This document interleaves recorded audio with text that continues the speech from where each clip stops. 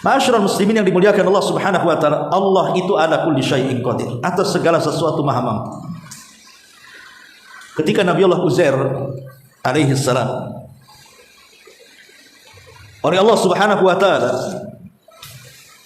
ditidurkan selama 1 abad. Kemudian ketika sudah 1 abad dia bangun. Dia lihat keledai yang ditumpanginya saat dia tertidur 1 abad itu sudah hilang, dan hanya tinggal tulang tengkorak yang tersisa dari keledai tersebut. Anehnya, makanan yang dia bawa dan minuman yang ia bawa tidak berubah. Ini kan 2 fenomena aneh. Satu sisi dia bawa makan dan minum, kemudian dia tidur 1 abad, tapi makan dan minum itu tidak berubah sama sekali. Masih utuh seperti itu, tidak basi, tidak hilang, tidak berubah sama sekali. Tapi ketika melihat keledainya sudah hancur, tinggal tulang belulang. Siapa yang berkuasa di sini? Allah. Allah sanggup membuat makanan berabad-abad sekalipun tidak akan berubah, sebagaimana Allah sanggup juga membuat kebinasaan. Karena Allah lah yang menghidupkan, Allah lah yang mematikan. Allah lah yang menghidupkan, Allah juga yang membinasakan. Akhirnya Allah Subhanahu wa taala ingin buktikan bahwa Dia ala kulli syai'in qadir. Uzair pun ketika Allah menghidupkan keledai itu, dia melihat dengan kedua matanya bagaimana Allah rangkaikan 1 tulang keledai dengan tulang berikutnya. Setelah terbentuk tulang dan berbentuk tubuh, Allah entah dari mana datangkan daging-daging dan ditempelkan kemudian di dalam tulang, membalut tulang tersebut sampai Allah tiupkan roh. Uzair melihatnya. Dari situ Uzair mengatakan,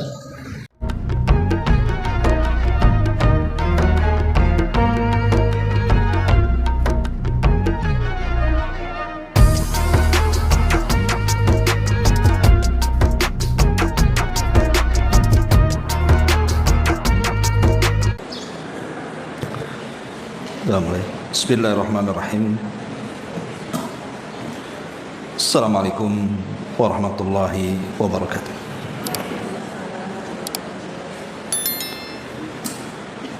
Alhamdulillah wassalatu wassalamu ala Rasulillah wa ala alihi wa sahbihi wa mawalah wa la hawla wa la quwata illa billahi wa ba'd. Kita lanjutkan kembali kajian kita, masih membahas tafsir dari juz 29, dan kita masuk pada surah Al-Qiyamah, surat yang bicara tentang hal ihwal hari kiamat. A'udzubillahi minasyaitonirrajim. Bismillahirrahmanirrahim. La uqsimu biyaumil qiyamah. Aku bersumpah dengan adanya hari kiamat. Wala uqsimu bin nafsil lawwamah. Dan aku bersumpah demi jiwa yang selalu mencela dirinya sendiri. Ayahsabul insan alla najma'a idhamah. Apakah manusia mengira bahwa kami tidak sanggup mengumpulkan kembali tulang belulang yang sudah hancur itu? Bala qadirina ala an nusawwiya banana. Bahkan kami mampu menyusun kembali jari jemari dengan sempurna. Bal yuridul insanu liyafjura amama. Tetapi manusia hendak membuat maksiat terus-menerus. Yas'alu ayyana yaumul qiyamah. Dia bertanya kapan kira-kira kiamat itu terjadi. Fa idza bariqal basar. Maka apabila mata terbelalak ketakutan. Wa khasafal qamar. Dan bulan pun telah hilang cahayanya. Wa jumi'a syamsu wal qamar. Lalu matahari dan bulan pun digabungkan. Yaqulul insanu yawma idzin ainal mafar. Pada hari itu manusia berkata, kemana tempat lari? Kalla la wazar. Tidak, bahkan tidak ada tempat berlindung. ila rabbika yawma idzinil mustaqar, hanya kepada Rabbmu tempat kembali pada hari itu. Yunabba'ul insan yawma idzin bima qaddama wa akhar, pada hari itu diberitakan kepada manusia apa yang telah dikerjakannya dan apa yang telah dilalaikannya. Balil insanu ala nafsihi basira, bahkan manusia menjadi saksi atas dirinya sendiri, walau alqa ma'adira, meskipun dia mengemukakan banyak sekali alasan. Baik, surat ini secara global bicara tentang dua hal. Pertama, bicara tentang hal ihwal hari kiamat, dan yang kedua bicara soal wahyu yang diturunkan kepada Rasul kita Muhammad sallallahu alaihi wasallam. Adapun poin yang pertama, bicara soal hal ihwal hari kiamat, karena memang surat ini sendiri dinamai dengan suratul Qiyamah, surat yang bicara tentang hari kiamat. Kenapa hari kiamat disebut al-qiyamah?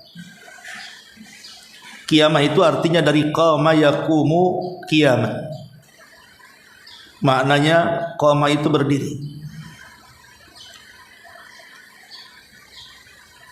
Lalu kenapa dengan berdiri? Sebagian para ulama, di antaranya perkataan Imam Ibn Utsaimin rahimahullahu taala, karena dinamakan hari kiamat dengan kiamat karena manusia akan berdiri dalam tiga kondisi. Kondisi yang pertama,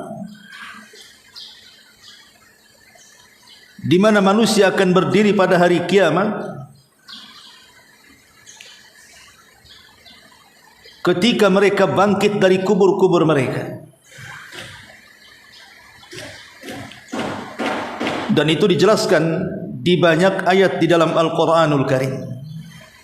Seperti Allah mengatakan, yauma yaqumun nasu li rabbil alamin. Pada hari manusia bangkit dari kubur, maka mereka posisinya berdiri menghadap Allah Subhanahu wa taala. Bahkan sebagian para ulama mengatakan bahwa manusia ketika dibangkitkan oleh Allah Subhanahu wa taala kemudian berdiri menghadap Rabb, ketika itu selamanya mereka tidak akan bisa duduk, apalagi berbaring. Jadi posisi mereka kelak di padang mahsyar setelah dibangkitkan itu hanya bisa berdiri saja, tidak akan bisa duduk dan tidak akan bisa berbaring. Dan tentu kondisi seperti ini melelahkan. Jangan lagi bertahun-tahun berdiri, 2-3 hari saja berdiri tidak duduk, apalagi tidak baring, mungkin sudah gak kebayang lelahnya seperti apa. Apalagi berdirinya pada hari kiamat ini 50.000 tahun. Tentu sering saya katakan 50.000 tahun bagi orang-orang kafir, tapi bagi orang-orang yang beriman sesuai dengan hisabnya, bisa cepat bisa lambat. Kalau hisabnya mudah ya cepat, kalau hisabnya lambat ya lama. Ma'asyiral muslimin yang dimuliakan Allah Subhanahu wa taala. Kemudian yang kedua, karena mereka berdiri di hadapan Allah Subhanahu wa taala menjadi qiyamul ashhad, alladzina yashhaduna lirrusuli wa 'alal umami. Mereka berdiri karena mereka akan menjadi saksi, saksi bagi setiap para utusan dan saksi bagi para umat-umat yang berlalu sebelum kita. Disebutkan dalam sebuah riwayat, ketika Nabi Allah Nuh alaihi salatu wassalam dihadirkan bersama umatnya. Kemudian Allah Subhanahu wa taala bertanya kepada umat Nuh, apakah nabi kalian yang aku utus kepada kalian sudah menyampaikan risalahnya? Maka orang-orang kafir dari umat Nuh mengatakan, la, tidak. Tidak pernah diutus kepada kami seorang nabi pun. Dan tidak pernah ada penjelasan tentang wahyu yang sampai kepada kami dari nabi tersebut. Jadi umatnya Nuh yang kafir mengingkari adanya Nuh di tengah-tengah mereka. Maka Allah Subhanahu wa taala memanggil Nuh alaihi salatu wassalam, bukankah sudah aku utus dirimu untuk mendakwai kaummu? Bagaimana mungkin kemudian kaummu mengingkari dirimu? Tentu Allah Subhanahu wa taala mengatakan seperti itu bukan berarti Allah tidak tahu. Allah sedang menguji. Maka Nuh alaihi salatu wassalam mengatakan, ya Rabb, sudah kusampaikan seluruh risalahmu kepada mereka. Kemudian Allah mengatakan, adakah saksi yang menguatkan pengakuan? Maka Nuh alaihi salatu wassalam mengatakan ada. Kemudian mengisyaratkan kepada Rasulullah sallallahu alaihi wasallam dan umatnya dan mengatakan merekalah saksi. Kemudian Allah Subhanahu wa taala bertanya kepada umat Rasul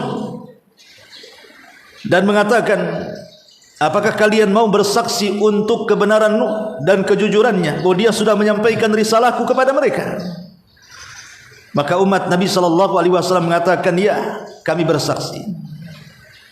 Maka Allah mengatakan, bukankah kalian belum hidup saat Nuh menyampaikan risalahku kepada umatnya? Kenapa kalian bisa bersaksi untuk Nuh alaihi salam? Maka umat Nabi sallallahu alaihi wasallam mengatakan, ya, kami memang tidak hadir saat Nuh menyampaikan risalah itu. Bahkan boleh jadi zaman kami berbeda dengan zaman dia. Tetapi yang mengatakan Nuh menyampaikan risalah itu adalah dirimu yang kau cantumkan di dalam Al-Quranul Karim. Maka akhirnya kemudian Allah Subhanahu wa taala membenarkan ucapan Nuh alaihi salatu wassalam dan membenarkan kita sebagai umat Rasul untuk menjadikan saksinya.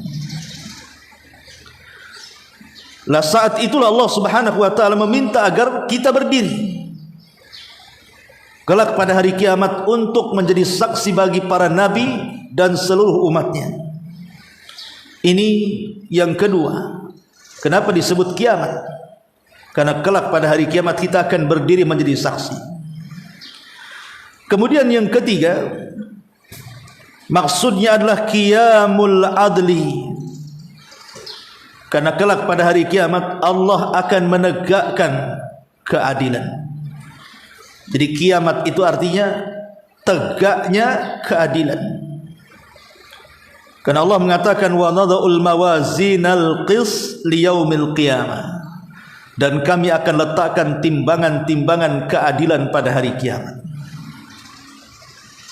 Allah akan mendirikan keadilan pada hari kiamat, di mana tidak ada seorang pun kelak pada hari kiamat yang akan dizalimi, dan semua dipastikan mendapatkan keadilan yang tidak pernah didapat di dunia.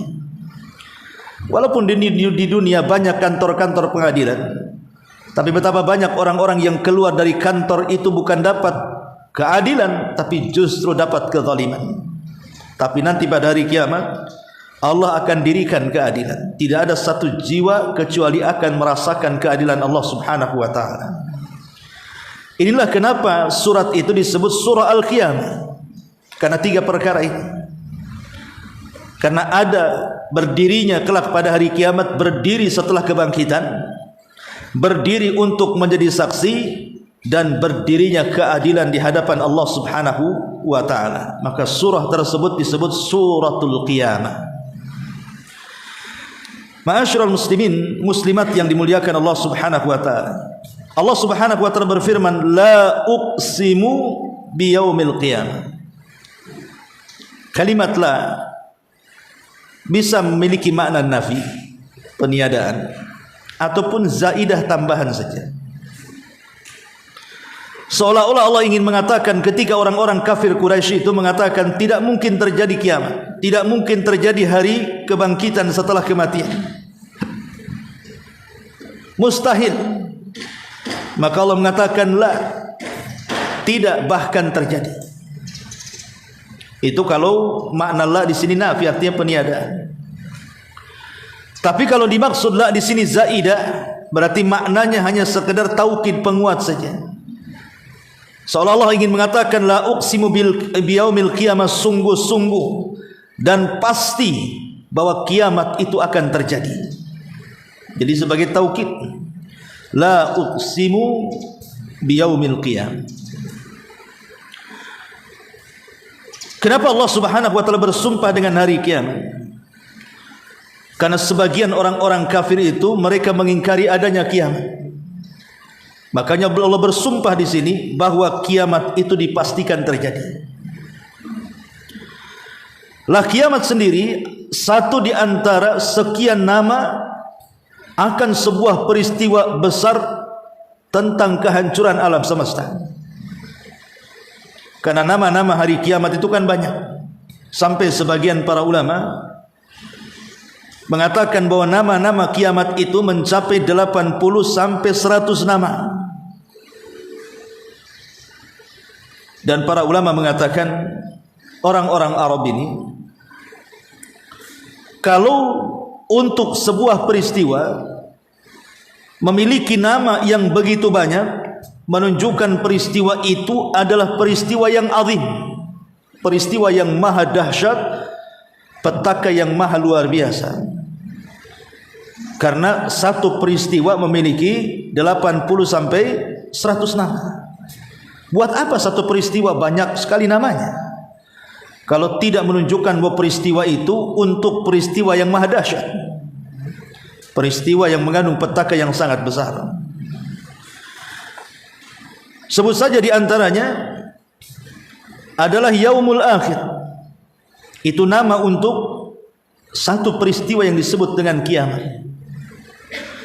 Yaumul Azifah, Yaumul Ba'si, Yaumut Taghabun, Yaumut Talah, Yaumut Tanad, Yaumul Jam'i, Yaumul Hisab, Yaumul Hasrah, Yaumul Khuruj, Yaumud Din, Yaumul Khulud, As-Sa'ah, As-Sakhah, At-Tammah, Al-Waqi'ah, Yaumul Wa'id, Yaumu Qiyamil Ashhad, dan banyak lagi nama-nama yang disebutkan di dalam Al-Quran dan Sunnah Nabi SAW untuk sebuah peristiwa. Satu peristiwa mengandung nama banyak, menunjukkan peristiwa itu maha dahsyat. Makanya di sini Allah Subhanahu wa taala mengatakan la uqsimu biyaumil qiyamah. Aku bersumpah dengan hari kiamat. Dan hari kiamat sendiri kita tahu bahwa sering saya ulang-ulang bahwa kiamat itu memiliki dua makna. Pertama maksudnya pembagian kiamat itu terbagi menjadi dua. Ada namanya al-qiyamatus sughra, ada yang namanya al-qiyamatul kubra. Kiamat kecil dan kiamat besar. Adapun kiamat kecil sebagaimana sabda Nabi sallallahu alaihi wasallam, "Idza mata ahadukum faqad qamat qiyamatuh." Kalau salah seorang di antara kalian meninggal dunia, berarti tegaklah kiamat kepada dirinya. Jadi kematian itu adalah kiamat, tapi kiamat kecil. Dan kiamat ini setiap hari terjadi, dan setiap hari kita bisa saksikan dan kita bisa melihatnya. Tapi yang dimaksud dalam ayat ini adalah kiamat yang kedua, yang dimaksud dengan kiamatul kubra, kiamat yang maha besar. Kiamat yang maha besar, itulah kehancuran alam semesta. Kiamat yang membawa kehancuran seluruh alam semesta. Bintang dijatuh-jatuhkan, matahari dan bulan dikumpulkan dan dipadamkan cahayanya, langit digulung, air lautan ditumpahkan, gunung dicabut, kemudian dihancurkan di angkasa, kemudian bumi digempakan, dan begitu seterusnya. Inilah yang dimaksud dengan al-qiyamah dalam ayat ini, kehancuran total alam semesta. La uqsimu biyaumil qiyamah. Dan rukun tentang keimanan kita kepada hari kiamat itu, sebagaimana yang sudah saya jelaskan, ada 5. Pertama, beriman dengan adanya kematian. Yang kedua, beriman dengan adanya alam barzah atau alam kubur. Yang ketiga, beriman adanya hari kebangkitan. Yang keempat, beriman dengan adanya hisab dan seluruh peristiwanya. Dan yang terakhir, beriman dengan adanya balasan sorga ataupun neraka. Inilah secara global ketika seorang yang beriman itu mengimani tentang hari kiamat. Wajib beriman dengan 5 perkara ini. Bahwa pasti kita akan mati, bahwa pasti kita akan dihidupkan dalam kubur, bahwa pasti kita akan dibangkitkan, bahwa pasti kita akan dihisab, bahwa pasti kita akan mendapatkan balasan. La uqsimu biyaumil qiyamah. Kemudian Allah mengatakan, wala uqsimu bin nafsil lawwamah. Dan aku juga bersumpah demi jiwa yang selalu menyesali dirinya sendiri. Jiwa manusia terbagi menjadi 3. Ada namanya nafsul mutmainnah, ada namanya nafsul lawwamah, ada namanya nafsu ammaratin bisu. Adapun nafsul mutmainnah adalah jiwa orang-orang yang beriman. Jiwa orang-orang yang beriman itu tenang. Makanya saat kematiannya juga dipanggil dengan ketenangan. Ya ayyatuhan nafsul mutmainnah, irji ila rabbiki radiyatan mardiyah. Wah, jiwa yang tenang, keluarlah menuju keridhaan Allah Subhanahu wa taala dan juga kehidupan yang bahagia, radiyatan mardiyah. Tapi di sana ada jiwa orang kafir yang disebut dengan ammaratun bisuh, jiwa yang buruk, jiwa yang senantiasa memerintahkan kepada keburukan. Tapi di sana ada jiwa pertengahan. Dia bisa menarik diri kepada jiwa-jiwa yang tenang, atau boleh jadi akan tertarik kepada jiwa-jiwa yang memerintahkan kepada keburukan. Itu yang disebut dengan lawwamah. Lawwamah itu di antara 2 jiwa. Jiwa yang tenang, jiwa orang-orang yang beriman, ataupun jiwa yang senantiasa memerintahkan kepada keburukan, jiwa orang-orang kafir. Kapan itu terjadi? Lawamah itu artinya mencela diri sendiri. Dan mencela diri sendiri itu ada dua macam. Pertama, mencela akan kebaikan, kenapa dia tidak melakukannya. Yang kedua, mencela akan keburukan, kenapa dia tidak melakukannya. Jiwa manusia itu pasti apabila dia lawamah, cuman ada 2 saja. Imma dia menyesal kenapa dia tidak berbuat baik, atau dia menyesal kenapa dia tidak berbuat buruk. Contoh, umpamanya ibu dulu kaya, kemudian menjadi miskin, kemudian dapat hidayah, akhirnya hijrah.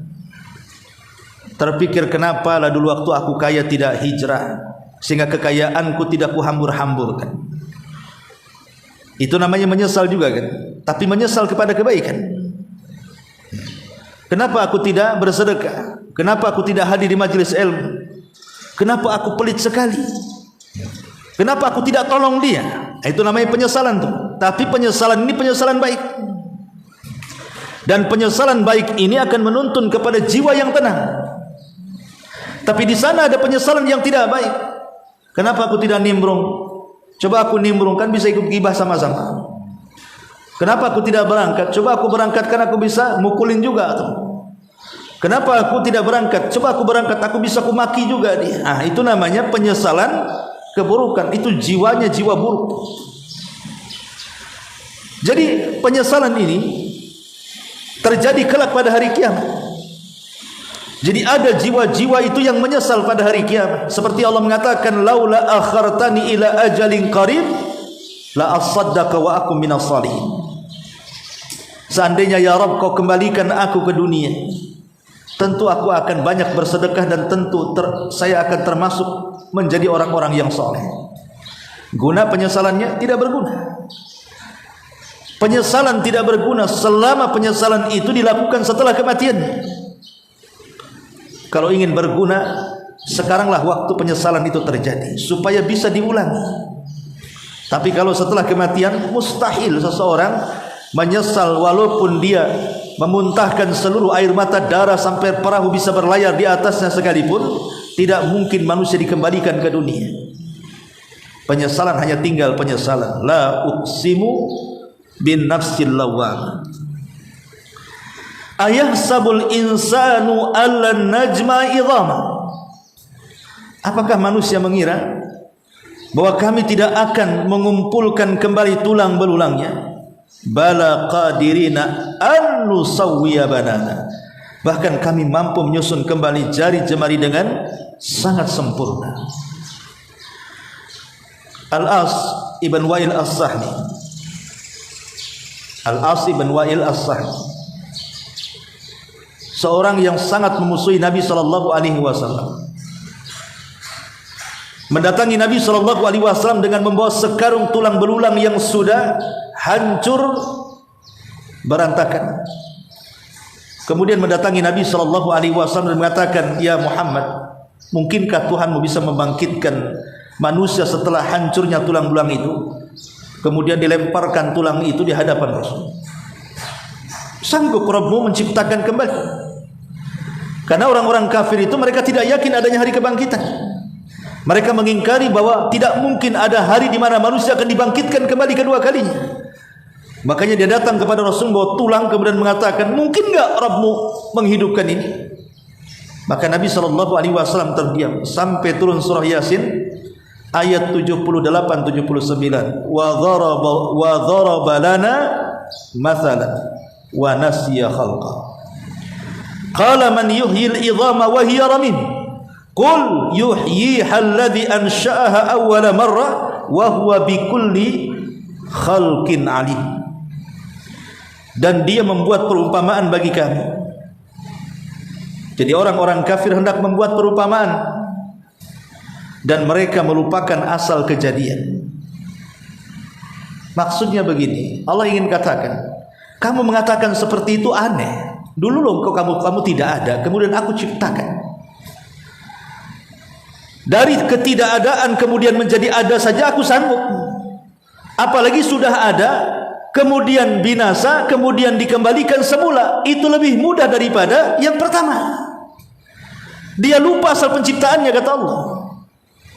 Yang namanya menciptakan barang pertama kali itu agak rumit. Tapi kalau sudah ada jiplakannya lebih mudah. Begitu maksudnya.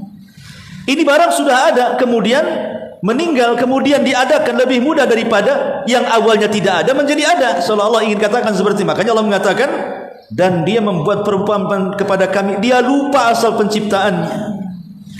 Dia berkata, siapa yang dapat menghidupkan tulang belulang itu yang telah hancur lulu? Allah katakan kepada Rasul, katakan ya Muhammad, iya, maksudnya Allah akan dihidupkan, akan menghidupkannya sebagaimana pertama kali Allah ciptakan, dan dia maha mengetahui tentang segala makhluk yang ada di bumi. Ma'asyiral muslimin yang dimuliakan Allah Subhanahu wa taala, Allah itu ala kulli syai'in qadir, atas segala sesuatu maha mampu. Ketika Nabi Allah Uzair alaihi salam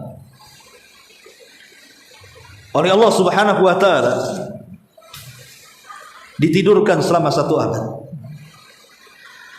Kemudian ketika sudah 1 abad dia bangun.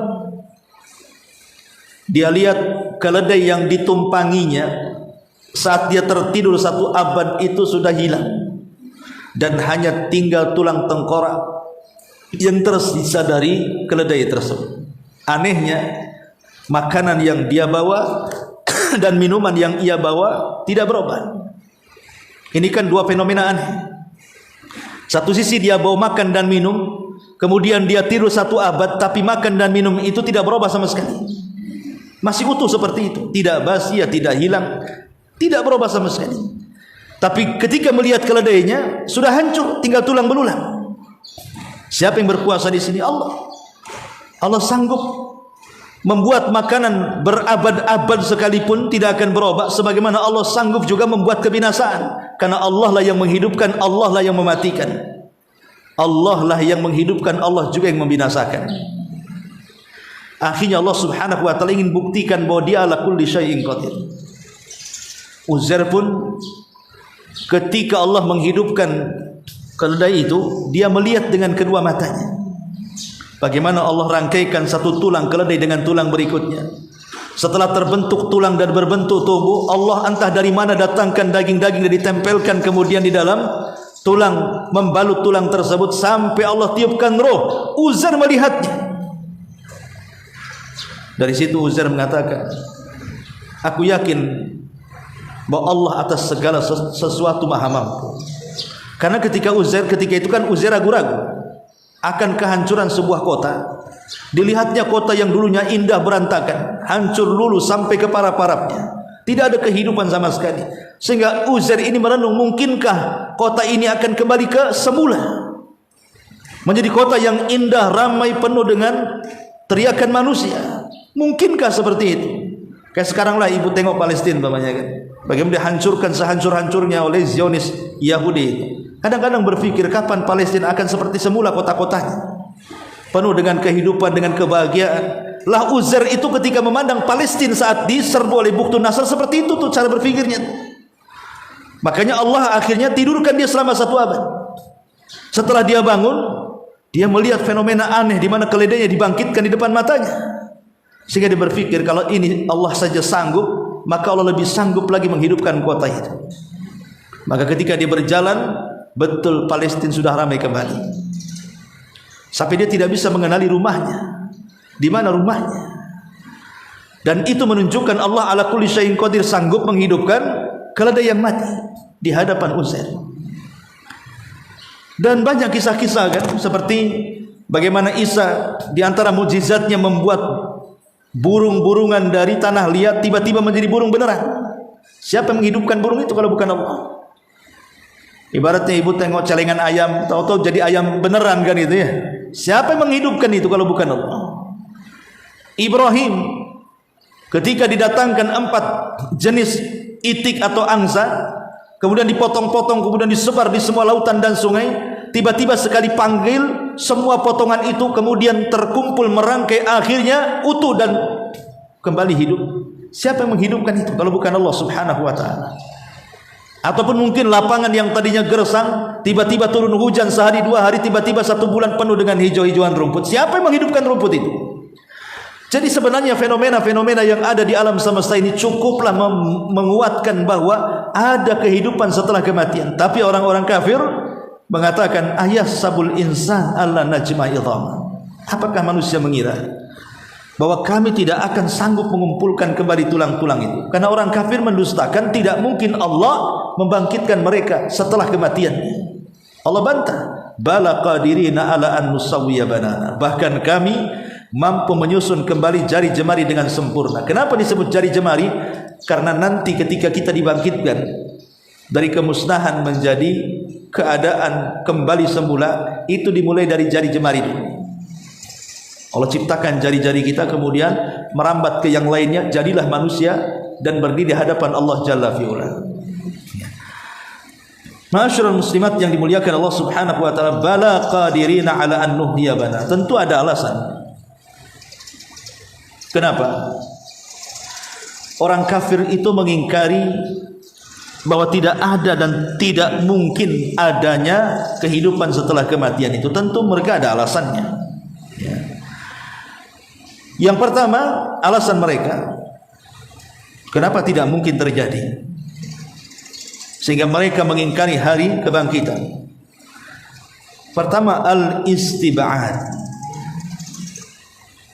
Al-istib'ad artinya mereka kalau sampai meyakini apa yang diserukan Nabi kepada mereka, ada kehidupan setelah kematian, mereka semakin jauh dari agama nenek moyang mereka. Makanya mereka mengingkari, karena ajaran nenek moyang mereka tidak sampai ke situ. Dan ini menunjukkan bahayanya mengikuti agama leluhur ini seperti ini. Akhirnya menolak kebenaran dakwah Nabi. Maka jangan mengikuti agama leluhur, tetapi ikutilah agama yang jelas-jelas datang dari langit. Yang kedua, al-kibr, karena kesombongan.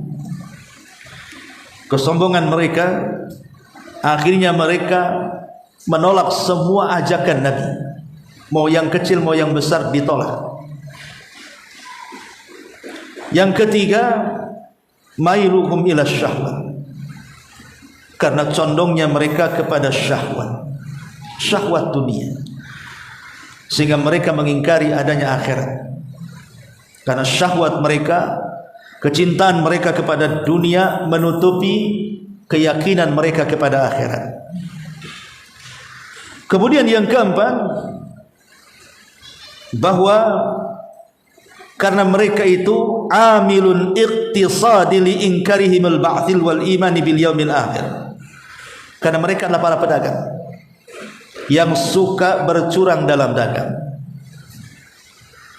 Jadi orang-orang jahiliyah Mekah itu kan pakar-pakarnya dagang.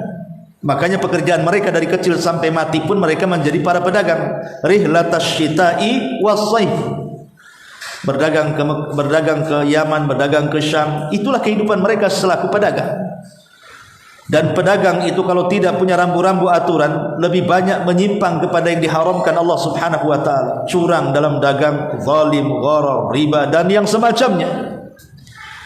Sehingga kalau seandainya ada kehidupan setelah kematian, berarti ada balasan akan kecurangan mereka dalam dagangan. Dan mereka tidak mau itu. Ada balasan karena kecurangan mereka, sehingga mereka mengatakan seperti itu. Intinya tidak mau ada balasan akan kezaliman yang mereka lakukan. Yang kuat semakin kuat, dan yang lemah tidak akan pernah mendapatkan keadilan selamanya, dan orang-orang zalim akan mendapatkan kesenangan selamanya. Itulah mereka, sehingga mereka mengingkari adanya hari kebangkitan. Dan yang terakhir, urusan politik. Urusan politik yang mereka, kenapa kemudian mereka tidak mau mengikuti ajaran Nabi?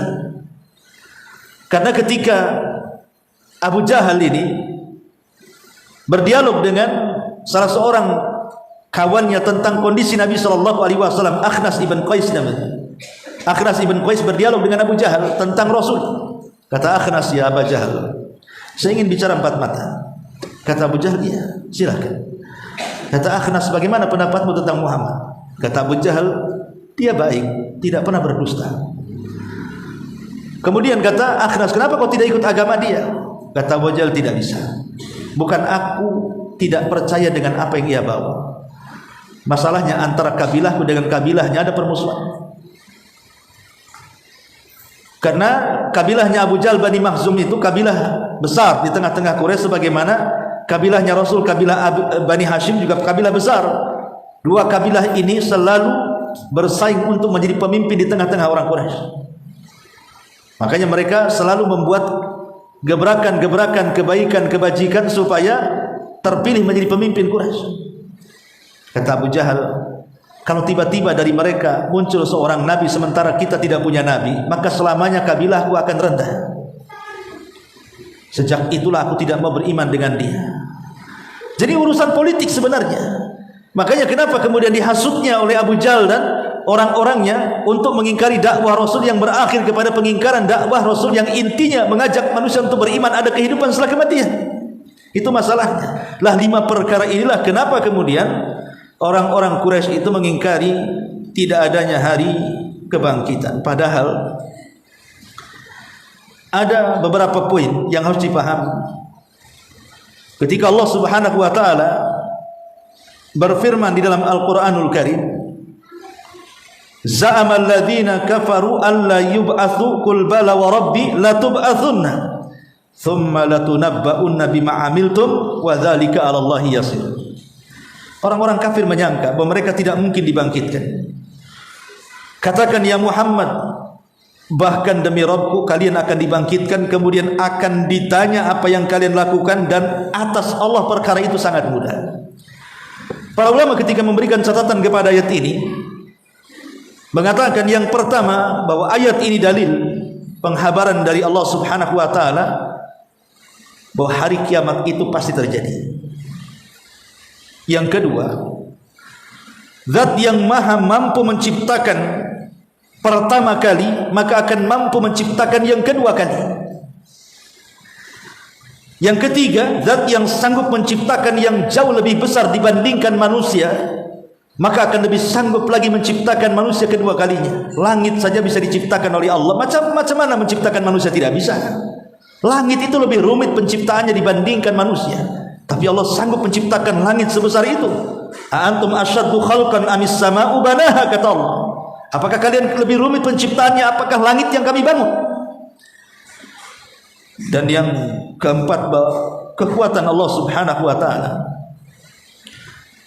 harusnya sudah meyakinkan bahwa ada kehidupan setelah kematian ketika menciptakan alam semesta saja dari satu kondisi ke kondisi berikutnya itu sudah cukup sebenarnya. Contoh kecil saja penciptaan manusia. Bagaimana mungkin dari setetes sperma berubah menjadi segumpal darah? Dari segumpal darah kenapa berubah menjadi segumpal daging? Dari segumpal daging kenapa terbentuk manusia? Nah, harusnya mereka paham satu kondisi ke kondisi berikutnya bahwa Allah itu sanggup menciptakan kita kembali. Tapi orang-orang kafir mereka mengingkari akan hal itu. Bal yuridul insanu liyabjura ama. Tetapi manusia hendak membuat maksiat terus-menerus. Inilah dampak orang kalau tidak beriman dengan hari akhir. Dipastikan dia akan menjadi ahli maksiat selamanya. Orang yang tidak yakin ada kematian, ada kehidupan setelah kematian, ada kebangkitan setelah hari kiamat, maka selamanya hidupnya dipastikan menjadi orang yang paling jahat dan tidak akan pernah tobat. Tetapi orang-orang yang yakin ada kehidupan setelah kematian, ada kebangkitan setelah kiamat, maka dipastikan dia terlahir menjadi orang-orang yang baik, disiplin, jujur, amanah, dan yang semacamnya. Kenapa? Karena di sana ada balasan. Siapa yang berbuat jahat ada balasannya, siapa yang berbuat baik ada balasannya. Wa man ya'mal mithqala dzarratin khairan yara, wa man ya'mal mithqala dzarratin syarran yara. Wallahu a'lam. Sekian sampai di sini dulu. Silakan kalau ada yang mau tanya, kita buka tanya jawab.